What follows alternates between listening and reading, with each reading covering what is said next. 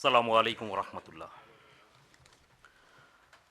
ক্রমাগত ধন্যবাদ দিতে হয় ইনস্টিটিউট অফ প্ল্যানার্সকে। আমার ব্যক্তিগত অনুভূতি যে ইনস্টিটিউট অফ প্ল্যানার্সের সাথে সরকারের যোগাযোগ বোধহয় কম, যে কারণে ইনস্টিটিউট অফ ইঞ্জিনিয়ার্স এটা যেরকম একটা পলিটিক্যাল ইনস্টিটিউটে হয়ে পরিণত হয়েছে, ডক্টরস অফ অ্যাসোসিয়েশন মানে বাংলাদেশে চিকিৎসকদের যে অ্যাসোসিয়েশন এটা যেরকম পলিটিক্যাল ইনস্টিটিউটে পরিণত হয়েছে, আমার কাছে মনে হচ্ছে প্ল্যানার্সরা এরকম কিছু খুঁজে পাচ্ছে না। এই কারণে বারবার আমাদেরকে তারা ডাকেন। তবে যাই হোক, ওনাদের যে আন্তরিকতা, দেশপ্রেম, এটা আমাদেরকে আসলে নাড়া দেয়। আমরা তাদেরকে আন্তরিক ধন্যবাদ জানাই যে একটা ইনস্টিটিউশনের এরকম অপমৃত্যু হওয়া উচিত না যে সরকারে সে তাবেদার থাকবে, সরকার যেভাবে সে ভুল বলুক আর রাইট বলুক সব জায়গায় যে হুজুর চলবে, এটা হওয়া উচিত না। হ্যাঁ, ভিআইপি এটা হয় নাই, এটার জন্যই তাকে ধন্যবাদ দিই। এখানে আমি একটু দেরি করে ফেলছি আলোচনার লাস্টে এসে। আমি আমাদের সম্মানিত সভাপতি সাহেবের কিছু কথা শুনতেছিলাম যে বাংলাদেশে আমরা অনেকগুলা সামনে প্রতিবন্ধকতার মধ্যে পড়ে যাই, যেমন রাষ্ট্রযন্ত্র বনাম নাগরিক, রাষ্ট্রযন্ত্র যেমন বনাম বাজার ব্যবস্থা বা এরকম এক্সওয়াইজেড অনেক কিছু।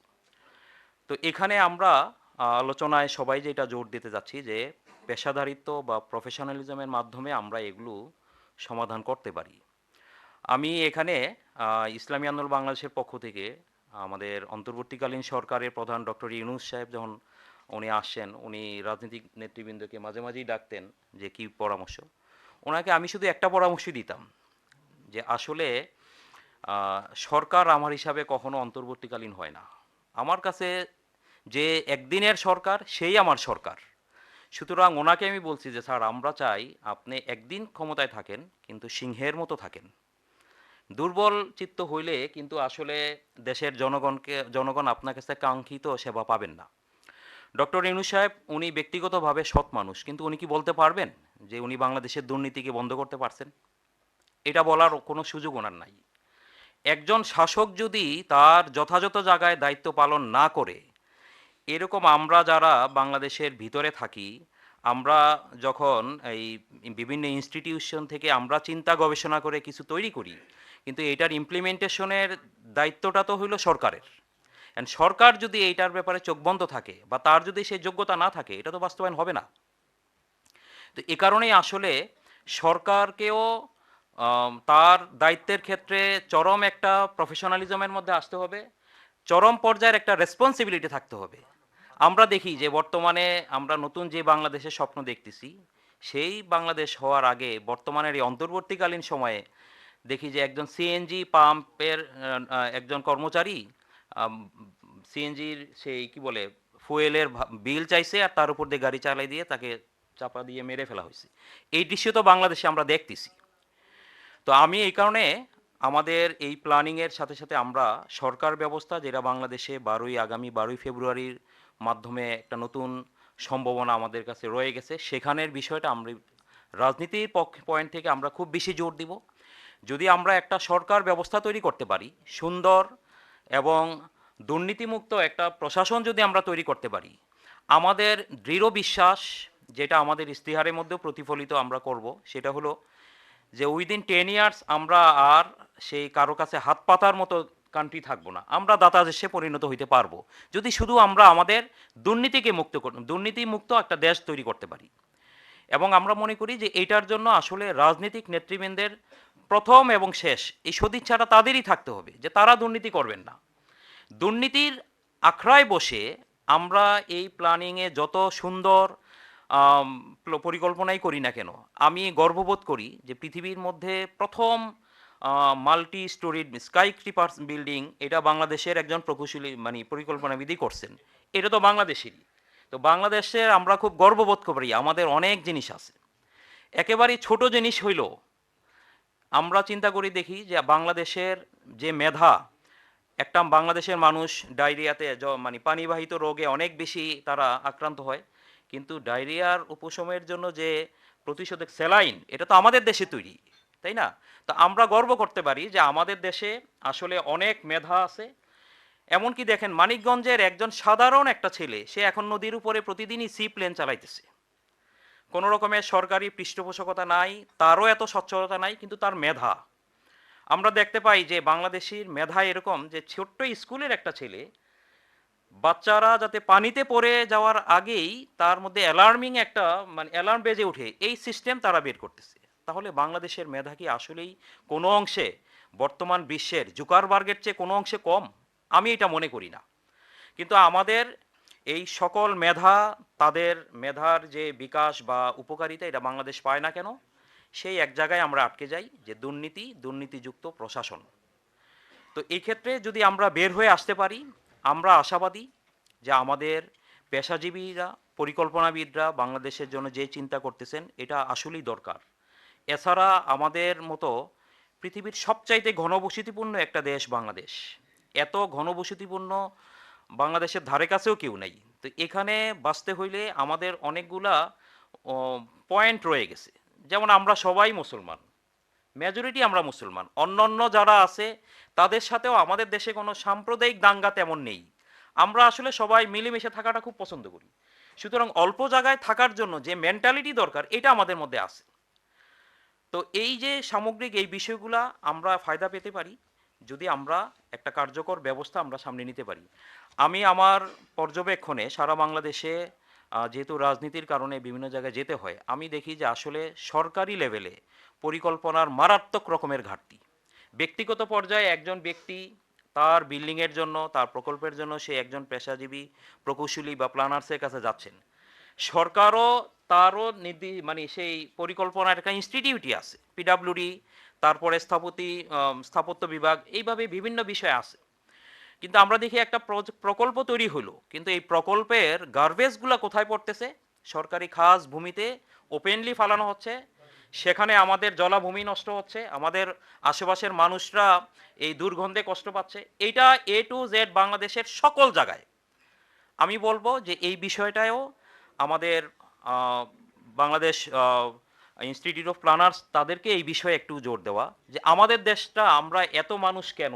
এটা কি আল্লাহর পক্ষ থেকে আমাদের প্রতি কোনো আযাব?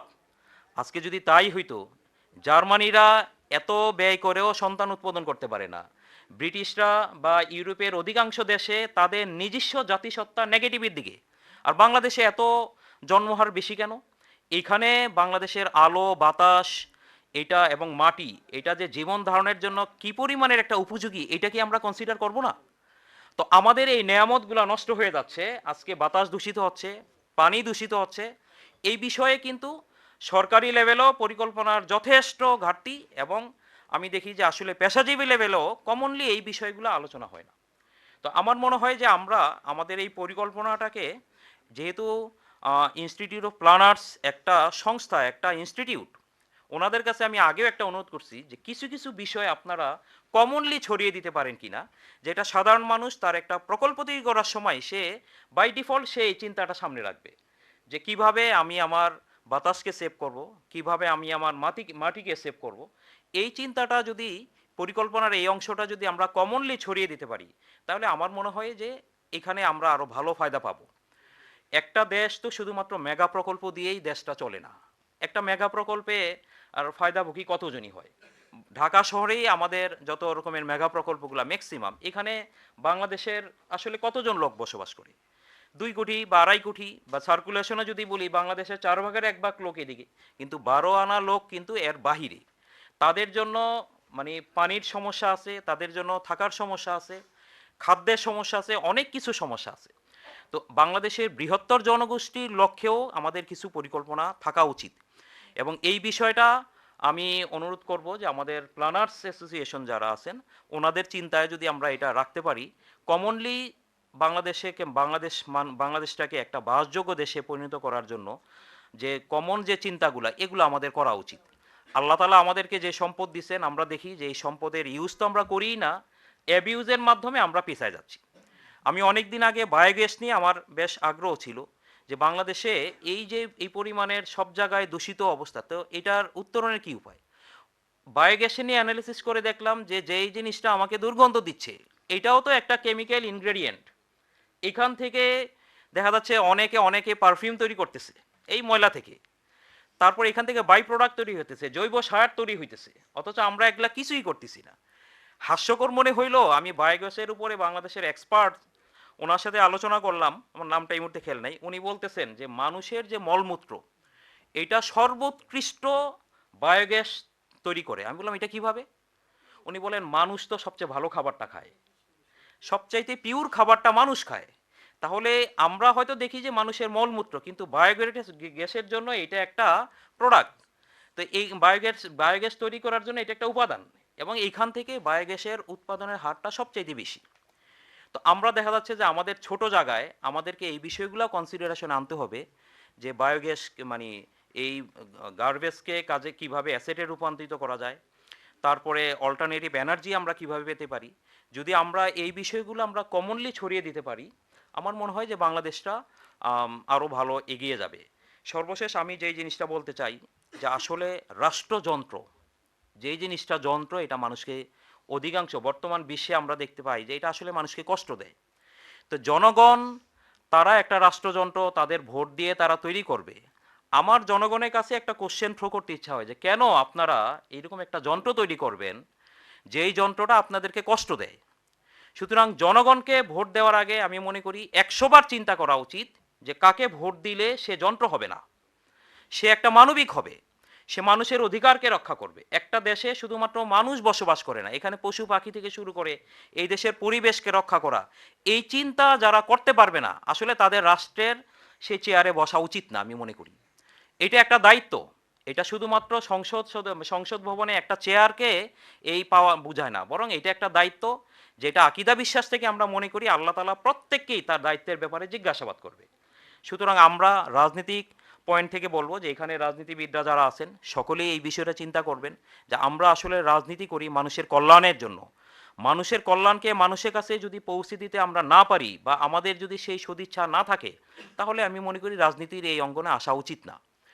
তো সর্বোপরি আমি আমার আলোচনার দীর্ঘায়িত করব না, আমাদের ইনস্টিটিউট অফ প্ল্যানার্সকে আমি আবারও ধন্যবাদ দেই। আমি যদিও ঠাট্টা করছি, কিন্তু আমি খুব ভালোবাসি এই ইনস্টিটিউটকে, যা তারা আসলে আমি দোয়া করি যেন তারা কোনো সময় সরকারের লেজুর বৃত্তিতে যেন তারা পতিত না হয়, তারা যেন তাদের স্বকীয়তা নিয়ে চলতে পারে। এবং বাংলাদেশকে নিয়ে আমি এতটুকু গর্ব করি যে আমাদের দেশের ইউথ যারা, তাদেরকে যদি যথাযোগ্য একটা সুযোগ দেওয়া যায়, তারা জুকারবার্গকেও হারায় ছাড়বে এবং বাংলাদেশকে বিশ্বের একটা শীর্ষস্থানীয় সম্পদশালী দেশে রূপান্তরিত করতে পারবে ইনশাআল্লাহ। তো সবাইকে আন্তরিক ধন্যবাদ জানিয়ে আমি আমার আলোচনা এখানেই শেষ করতেছি। আল্লাহ তাআলা আমাদের সবাইকে কবুল করে নিন।